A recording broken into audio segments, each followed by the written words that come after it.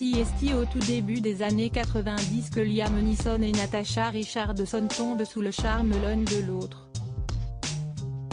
Moins d'un an après que leurs regards se soient croisés pour la première fois, ils décident de se marier. De cette union naîtra deux enfants, Daniel et Michael, en 1995 et 1996. Et alors qu'il n'y avait aucune ombre à cette belle histoire d'amour, elle prendra fin de manière tragique en 2009.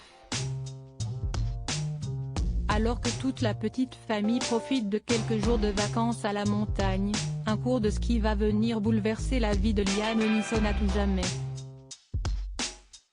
Lors d'un cours à la station du Mont-Tremblant, à quelques kilomètres de Montréal, Natasha Richardson est victime d'une violente chute.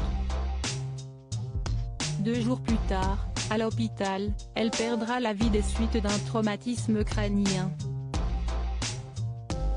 Un drame dont le comédien aura beaucoup de mal à s'en remettre. À de nombreuses reprises, dans des interviews, il admet souffrir d'une grave dépression à cause de la mort de l'amour de sa vie. Je buvais beaucoup trop. Ça a commencé à la mort de ma femme. Jamais au travail.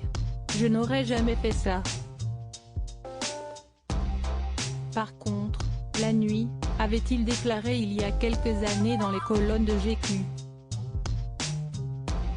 Liam Neeson a perdu l'amour de sa vie en 2009. À aucun moment, le comédien âgé de 69 ans a tenté de nier ses problèmes d'alcool. D'ailleurs, lorsqu'il assurait la promotion du film Balade entre les tombes, il avait déclaré « Il y a quelque chose de noble à jouer ce genre de héros, car il n'est pas sans défaut ». Scud D est un ancien alcoolique.